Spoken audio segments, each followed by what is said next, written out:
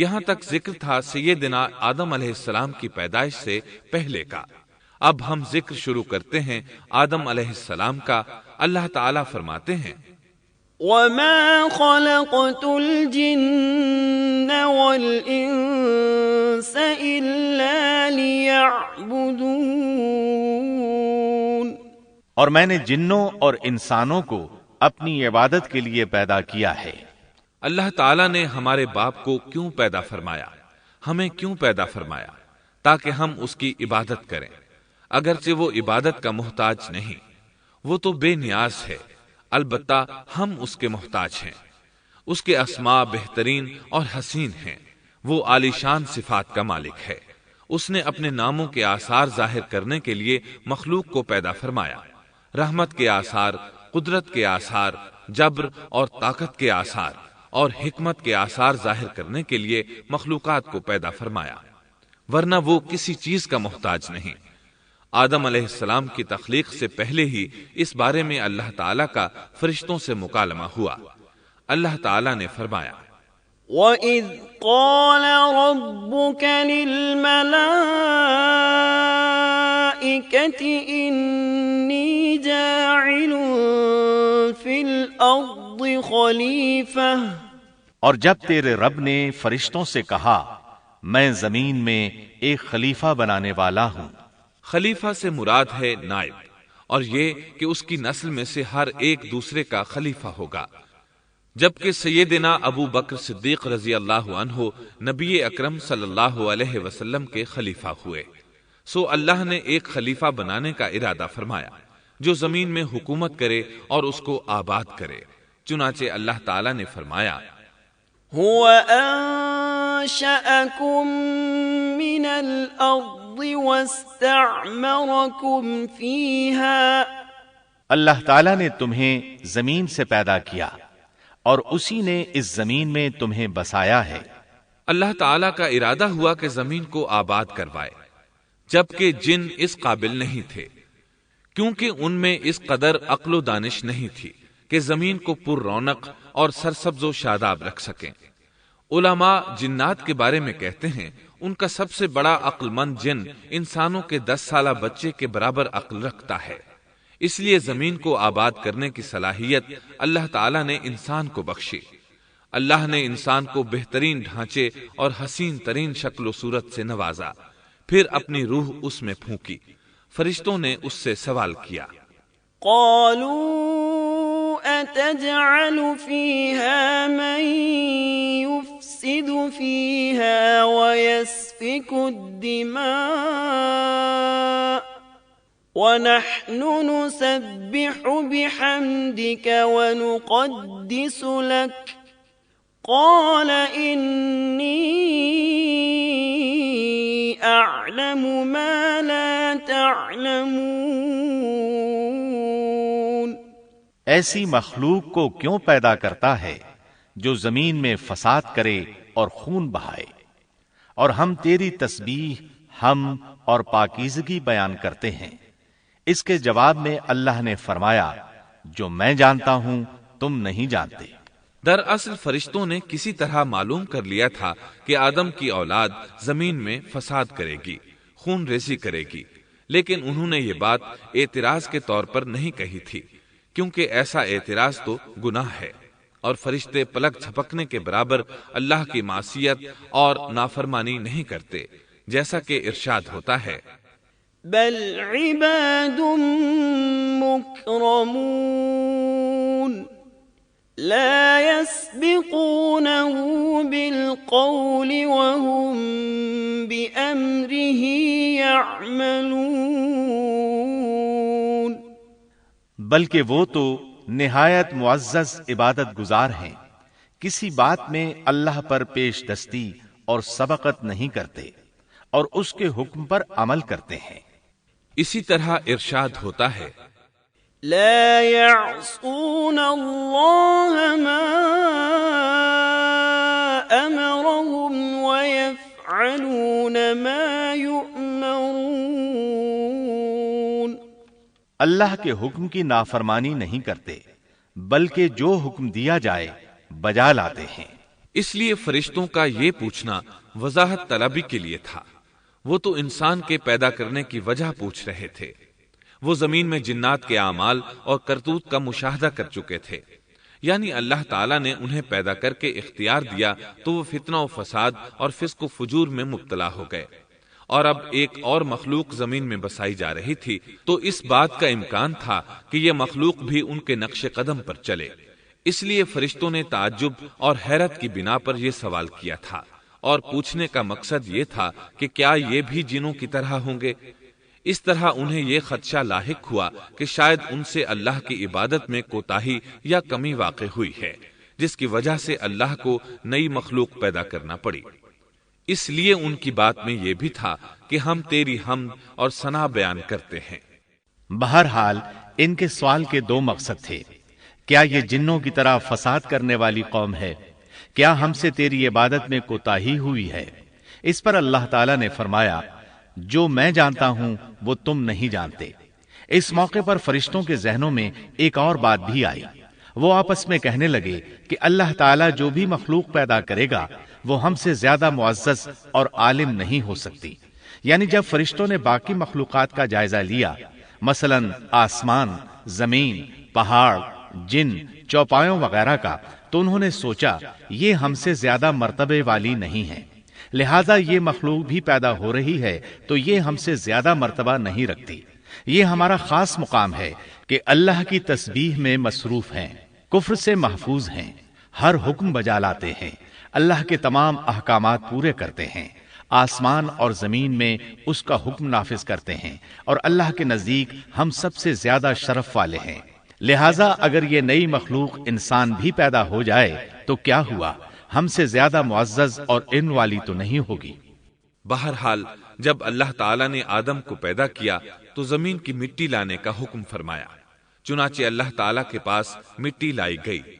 امام ترمذی، ابن حبان اور امام احمد رحمت اللہ علیہم نے ایک حدیث بیان کی ہے جس کے الفاظ کچھ یوں ہیں: ان اللہ تعالی خلق آدم من قبضة قبضها من جميع الارض فجاء بنو آدم على قدر الارض فجاء منهم الأحمر والأبيض والأسود وبين ذلك والسهل والحزن والخبيث والطيب۔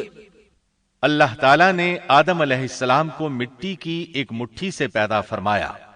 اس مٹی کو اللہ تعالیٰ نے پوری زمین سے اٹھوایا تھا۔ یہی وجہ ہے کہ آدم کی اولاد زمین کے لحاظ سے ہی ظہور پذیر ہوئی۔ بعض سرخ رنگ کے ہیں تو بعض سیاہ اور بعض سفید، اور کچھ اس کے درمیان میں ہیں۔ بعض نیک ہیں، بعض خبیث، اور کچھ پاکیزہ قسم کے ہیں۔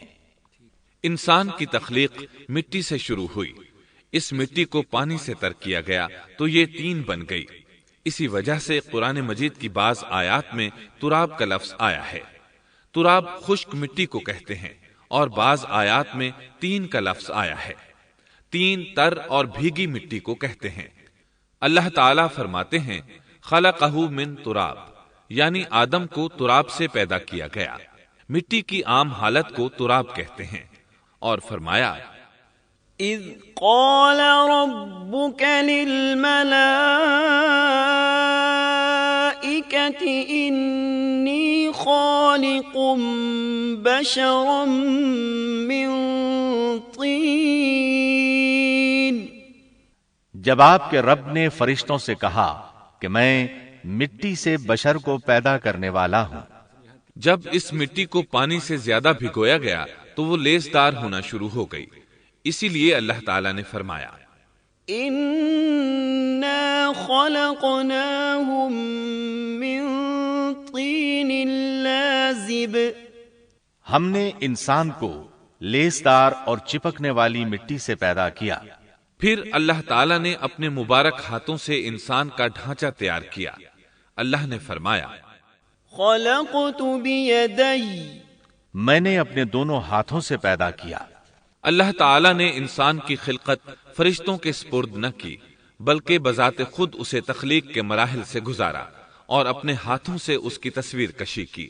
اللہ نے انسان کو پہلے ایک مورتی کی صورت میں ڈھالا، اس کے بعد ایک مقررہ مدت تک چھوڑے رکھا، یہاں تک کہ گیلی مٹی خشک ہو گئی اور اس کا رنگ سیاہ ہو گیا، بدبو آنے لگی، پھر وہ کھنکھناتی مٹی میں بدل گئی اور آخرکار آگ پر پکی ہوئی مٹی یعنی فخار ٹھیکری کی صورت اختیار کر گئی، جس سے مٹکے وغیرہ تیار کیے جاتے ہیں۔ سیاہ مٹی کو ہما ان کہتے ہیں اور بدبودار کو مسنون کہتے ہیں، اور کھنکھنا کر بولنے والی مٹی کو سلسال کہتے ہیں، اور ٹھیکری کی طرح کی مٹی کو الفخار کہتے ہیں۔ مختلف آیات میں یہ الفاظ وارد ہوئے ہیں۔ وَلَقَدْ خَلَقْنَاكُمْ ثُمَّ صَوَّرْنَاكُمْ، ہم نے تمہیں پیدا کیا اور پھر ہم ہی نے تمہاری صورت بنائی۔ اور فرمایا وَلَقَدْ خَلَقْنَا الْإِنسَانَ مِنْ صَلْصَالٍ مِنْ حَمَإٍ مَسْنُونٍ، اور یقیناً ہم نے انسان کو کھنکھناتی خشک مٹی سے پیدا کیا جو کہ بدبودار اور سیاہ گارے سے خشک ہوئی تھی۔ اور فرمایا خَلَقَ الْإِنسَانَ مِنْ صَلْصَالٍ كَالْفَخَّارِ، اللہ نے انسان کو کھنکھناتی مٹی سے پیدا کیا جو کہ ٹھیکری کی طرح تھی۔ ان تمام آیات کریمہ میں کوئی تناقض، تعارض اور اختلاف نہیں، اس لیے کہ ان مختلف آیات میں انسان کو اس کی تخلیق کے مختلف مراحل کی یاد دہانی کرائی گئی ہے۔ خلاصہ کلام یہ ہوا کہ تخلیق کے عمل کا پہلا مرحلہ تراب تھا، یعنی عام حالت والی خشک مٹی، پھر تین یعنی بھگوئی ہوئی مٹی، پھر لیس دار مٹی یعنی سلسال، پھر ٹھیکری کی طرح کی مٹی یعنی فخار، اور یہ کام جمعے کی آخری گھڑی میں کیا گیا۔ اور یہ دن اللہ کے لحاظ سے شمار ہونے والے دنوں میں سے ہمارے دنوں کی طرح نہ تھا، ہمارے اور اللہ کے دن مختلف ہیں۔ تخلیق آدم دراصل اللہ کا کرشمہ ہے، انسانوں کو ایک صورت عطا کی گئی۔ اس مرحلے کا تذکرہ بخاری اور مسند احمد کی ایک روایت میں ہے۔ خلق اللہ آدم وطوله 60 ذراعا فكل من يدخل الجنة على صورة آدم فلم يزل الخلق ينقص حتى الآن۔ اللہ نے آدم کو پیدا کیا اور ان کا قد 60 ہاتھ یا 60 میٹر لمبا تھا۔ تمام جنتی لوگ اس قد آدم کے ساتھ جنت میں داخل ہوں گے، اور اس وقت سے لے کر آج تک مخلوق کا قد کم ہوتا چلا آ رہا ہے۔ بعد والے لوگ گزشتہ زمانے کے لوگوں سے ہمیشہ چھوٹے قد کے ہوتے چلے آ رہے ہیں۔ بہرحال سب سے پہلے اور سب سے لمبے انسان آدم علیہ السلام تھے۔ امام احمد نے منفرد طور پر ایک روایت بیان کی ہے، اس میں رسول اکرم صلی اللہ علیہ وسلم نے آدم علیہ السلام کی لمبائی 60 ہاتھ یعنی 60 میٹر اور چوڑائی 7 ہاتھ بیان فرمائی ہے۔ سبحان اللہ! سیدنا آدم کس قدر ضخیم اور عظیم مخلوق تھے۔ صحیح مسلم اور مسند احمد کی روایت میں ہے، لما خلق الله آدم تركه ما شاء أن يدع فجعل إبليس يطيف به ينظر إليه فلما رآه أجوف عرف أنه خلق لا يتمالك۔ اللہ نے آدم کو پیدا کیا تو اسے اپنی منشا کے مطابق کچھ عرصہ ڈھانچے کی صورت میں چھوڑے رکھا۔ ابلیس اس کے ارد گرد چکر لگانے لگا۔ اس نے دیکھا کہ وہ پیٹ والا ہے۔ وہ سمجھ گیا کہ یہ مخلوق اپنے آپ پر کنٹرول نہیں کر سکے گی۔ اس حدیث سے معلوم ہوتا ہے کہ انسانوں کی طرح جنات کا پیٹ نہیں ہے، صرف انسان ایسا ہے جس کا اندر والا حصہ کھوکھلا ہے۔ بہرحال اللہ نے انسان کو اس شکل و صورت میں پیدا فرمایا۔ احادیث مبارکہ میں آدم علیہ السلام اور ابلیس ملعون کا قصہ تفصیل سے بھی موجود ہے اور مختصر بھی۔ مثلا تفسیر تبری میں سیدنا عبداللہ بن عباس رضی اللہ عنہما سے روایت ہے، اللہ تعالیٰ نے آدم علیہ السلام کی مٹی کا حکم دیا، مٹی لائی گئی۔ اللہ تعالیٰ نے آدم علیہ السلام کو لیسدار اور بدبودار سیاہ مٹی سے پیدا فرمایا، اور یہ کام اللہ نے اپنے مبارک ہاتھوں سے کیا۔ آدم 40 راتیں مجسمے کی صورت میں پڑے رہے، جسم موجود تھا لیکن روح نہیں تھی۔ ابلیس آتا، اس ڈھانچے کو ٹھوکر لگاتا تو جسم سے ایسی آواز نکلتی جیسے خالی مٹکے پر ہاتھ مارنے سے نکلتی ہے۔ اسی لیے اللہ نے بھی فرمایا ہے کہ وہ کھنکھناتی مٹی سے پیدا کیے گئے۔ آدم علیہ السلام میں روح ڈالنے سے پہلے ایک مرتبہ فرشتوں کا ان کے پاس سے گزر ہوا تو وہ کچھ گھبرا سے گئے۔ ابلیس کو تو بہت زیادہ گھبراہٹ کا سامنا کرنا پڑا۔ وہ گزرتے ہوئے ٹھوکر مارتا اور کہتا، تجھے کسی خاص مقصد کے لیے پیدا کیا گیا ہے۔ یہ کہہ کر وہ آدم کے منہ میں داخل ہو جاتا اور کمر کے راستے باہر آ جاتا اور فرشتوں سے مخاطب ہو کر کہتا، اس سے گھبرانے کی کوئی ضرورت نہیں۔ اگر مجھے اس پر مسلط کر دیا گیا تو میں یقیناً اسے ہلاکت میں ڈال دوں گا، اور اگر اسے مجھ پر مسلط کر دیا گیا تو بلا شبہ میں اس کی نافرمانی کروں گا۔ اندازہ کیجئے وہ تعجب کر رہا ہے کہ انہیں کیوں پیدا کیا گیا ہے۔ اس کی آدم علیہ السلام سے دشمنی کس قدر پرانی ہے، گویا ابتدا ہی سے یہ عداوت پر ڈٹ گیا تھا۔ بہرحال اللہ نے آدم میں روح پھونکی۔ اس مضمون کو قرآن مجید میں جا بجا ذکر کیا گیا ہے۔ اللہ تعالیٰ فرماتے ہیں، فَإِذَا سَوَّيْتُهُ وَنَفَخْتُ فِيهِ مِن رُّوحِي فَقَعُوا لَهُ سَاجِدِينَ۔ جب میں اس کو ٹھیک ٹھاک کر لوں اور اس میں اپنی روح پھونک دوں تو تم سب اس کے سامنے سجدے میں گر پڑنا۔ ایک اور جگہ فرمایا، ان مثل عیسیٰ عند اللہ کمثل آدم خلقه من تراب ثم قال له كن فيكون۔ اللہ تعالیٰ کے نزدیک عیسیٰ علیہ السلام کی مثال ہو بہو آدم علیہ السلام کی مثال ہے۔ اللہ نے انہیں مٹی سے بنا کر کہا ہو جا، وہ ہو گئے۔ اللہ نے آدم علیہ السلام کو مٹی سے پیدا کیا، اپنے ہاتھوں سے بنایا، پھر اس میں روح پھونکی۔ اس کا مفصل بیان احادیث میں موجود ہے۔ جب ان میں روح پھونکی گئی اور ابتدا میں روح جیسے ہی سر کے اندر داخل ہوئی، آدم علیہ السلام کو چھینک آ گئی۔ فرشتوں نے آدم علیہ السلام سے کہا، الحمدللہ کہیے۔ انہوں نے کہہ دیا۔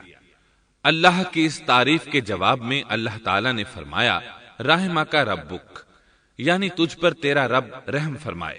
سبحان اللہ، اللہ ذوالجلال والاکرام نے آدم علیہ السلام میں روح مکمل ہونے سے پہلے ہی انہیں اپنی رحمت سے سرفراز فرما دیا۔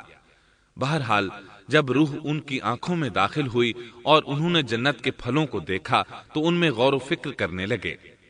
جب روح پیٹ میں داخل ہوئی تو کھانے کی طلب محسوس ہوئی۔ ابھی روح ٹانگوں تک پہنچی نہیں اور کھانے کی خواہش پہلے ہی محسوس ہونے لگی۔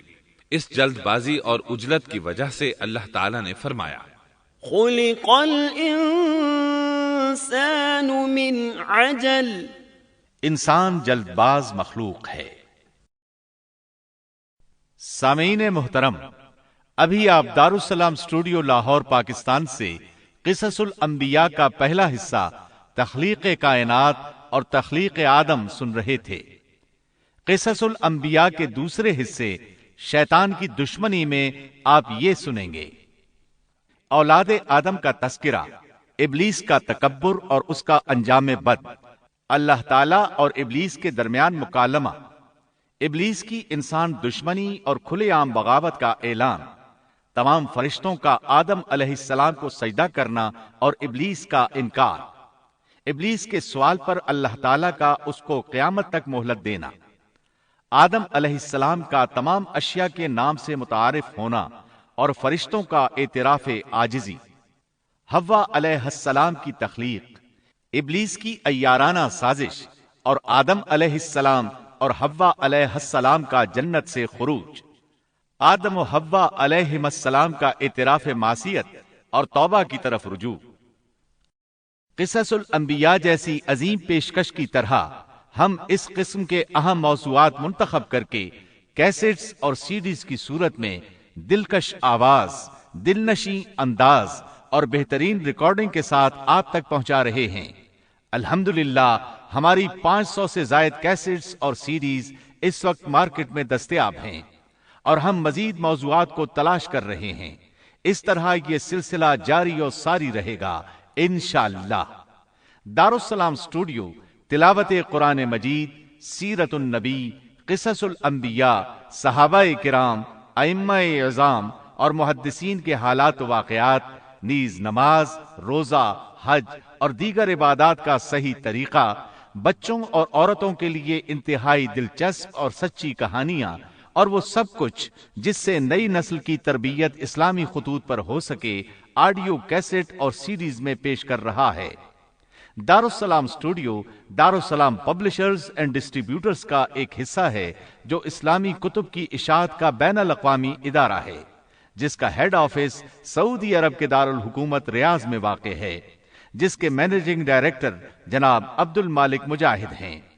دارالسلام کا دنیا کے 30 ملکوں میں نیٹ ورک ہے۔ پاکستان میں اس کا ایڈریس نوٹ کر لیں: دارالسلام اسٹوڈیو، 36 لوور مال، سیکٹریٹ سٹاپ، لاہور۔ فون 7120054724 7240024 اور 7846714۔ فیکس 7354072۔ یہ پیشکش تھی محمد طارق شاہد کی۔ اللہ حافظ۔